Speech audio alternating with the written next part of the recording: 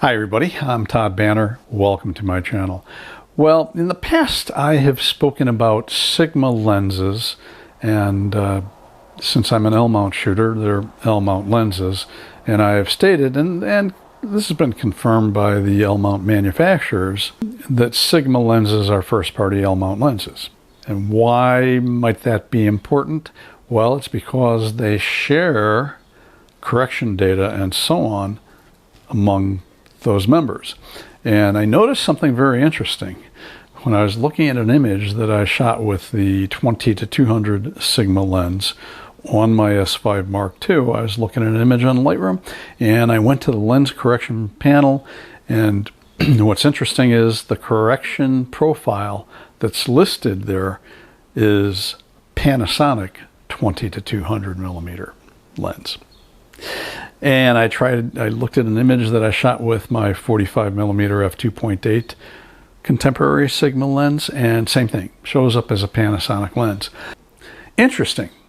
Makes you wonder that what happens if you put these lenses on a Sigma body.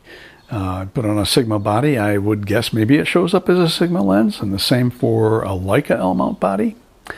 Maybe there's somebody out there who's tried that and who can leave a comment, fill us in.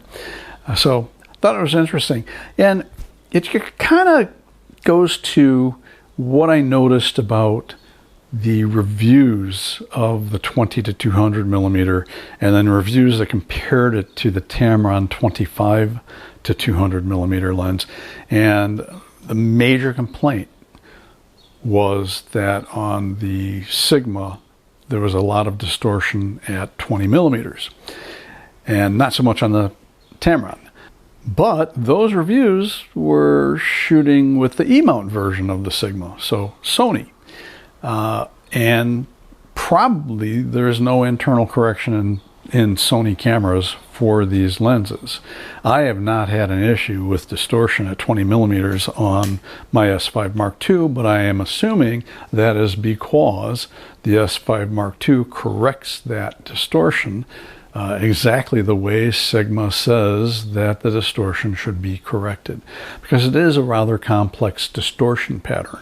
It's not a simple barrel or anything. There's, you can have distortion that's barrel in the middle and then pincushion towards the edges, so you get that kind of weirdness going on. It's kind of hard to correct for that.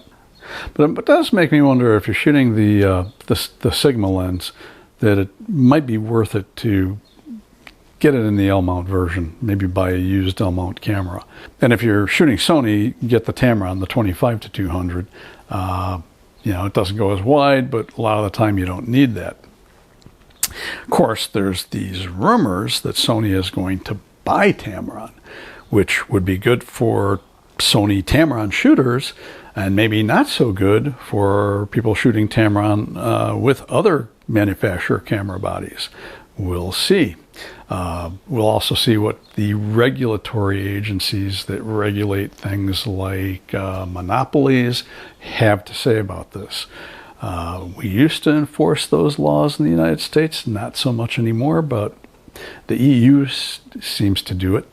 So we'll see what happens. Anyway, I thought it was kind of interesting. If you have any questions, comments, leave them down below. If this was interesting or useful, give it a thumbs up. Also, I have a Buy Me a Coffee link down in the description. That would be greatly appreciated. We were about to get a thunderstorm, but I think it went past us to one side, which is cool because we've certainly gotten enough rain in the last few days, and more than our fair share of tornadoes.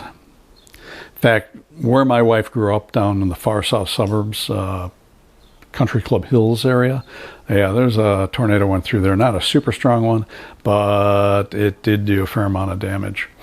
I'm Todd Banner. I will see you in the next video.